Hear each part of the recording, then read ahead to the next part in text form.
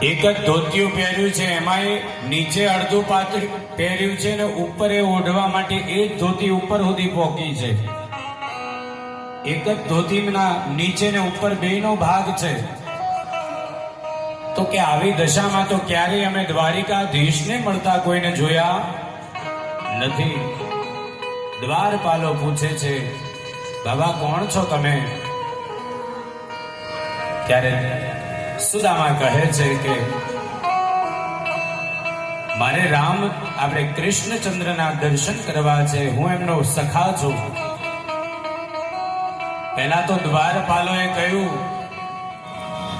બાબા તમને ખબર નથી અહીંયાના રાજા દ્વારિકાધીશ છે, તો એમનું નામ લેતા પહેલા થોડા ઘણા વિશ્લેષણ લગાવવા પડે. તો કે કેવા વિશ્લેષણ? તો બોલવું પડે શ્રી શ્રી શ્રી ધર્મ સમ્રાટ રાજાધિરાજ ચક્રવર્તી દ્વારિકાનાથ ગો બ્રાહ્મણ પશુપાલક ભગવાન શ્રી બાલકૃષ્ણ મહારાજ કી જય. પહેલા હું બોલવું પડે. તું તો ડાયરેક્ટ મારો બાલ સખા કૃષ્ણને મળવા આવ્યો છું, અહીંયા કૃષ્ણ શબ્દ ના લાગે. અહીંયા તો રાજાધિરાજ ભગવાન બાલકૃષ્ણ સરકારનું આ રાજ છે, માટે એમને વિશ્લેષણથી એમને માનભેર બોલાવો. તો કે મહારાજ તમે બેસો, તમે મિત્ર કહો છો, હું મહારાજને પૂછીને આવું. બેસાડ્યા. દ્વારિકાધીશ પાસે જઈ અને સૈનિક કહે છે કે મહારાજ આટલા વર્ષોમાં ક્યાંય મેં આવો જોયું નથી કે પગમાં ચપ્પલ નથી, શરીર પર કપડાં પહેરવાનું ઠેકાણું નથી, અને એવો કોઈ બ્રાહ્મણ આવ્યો છે ને કહે છે કે હું રાજા આપનો મિત્ર બતાવી રહ્યો છે અને કહી રહ્યો છે કે હું કૃષ્ણનો મિત્ર છું. આપના નામ પણ એ વ્યવસ્થિત રીતના ઉપમા વગર બોલી રહ્યો છે. અને જ્યાં છેલ્લે કીધું સૈનિકે કે એ પોતાનું નામ સુદામા બતાવી રહ્યો છે,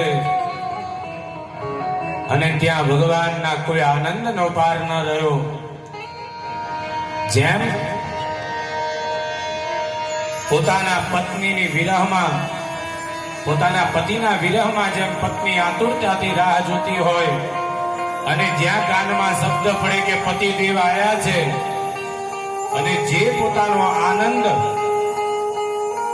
પોતાની પત્નીને થાય, એવો આજે ભગવાન દ્વારિકાધીશને આનંદ થયો છે કે મારો બાળ સખા આવ્યો.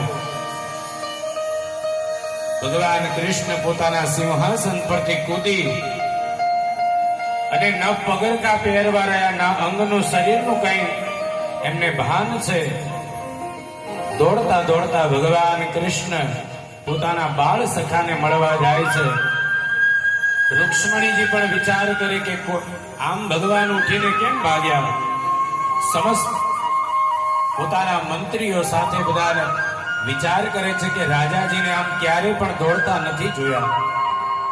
કોની માટે આટલા દોડી રહ્યા છે? ભગવાનની પાછળ આખું બધું સૈન્ય આવ્યું, અને જ્યાં દ્વાર ઉપર ભગવાને કૃષ્ણ પોતાના પરમ મિત્ર એવા સુદામાને જોયા છે, અને જ્યાં સુદામાને જોયા, જોતાની સાથે બંને ભેટી પડ્યા છે ભગવાન કૃષ્ણ દ્વારિકાધીશ. અને જ્યારે સુદામા બહાર બેઠા ને,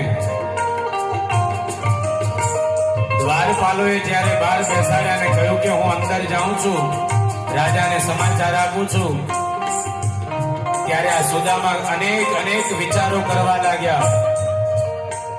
અરે પહેલા તો સાથે ભણતો હતો, ત્યારે તો મિત્ર હતો, પણ હવે તો બહુ મોટો રાજા થઈ ગયો છે, ઓળખશે કે નહીં ઓળખે? અરે રાજા છે, મને ઓળખશે નહીં, બોલાવે, અનેક પ્રકારના વિચારો કરી નાખ્યા. અને આપણે બધા જાણીએ છીએ કે માણસ મોટો થઈ જાય ને એટલે અરે સાહેબ, પોતાના માતા પિતાને ઓળખવાનું ભૂલી જાય છે તો આજે મિત્રને ક્યાંથી યાદ કરે?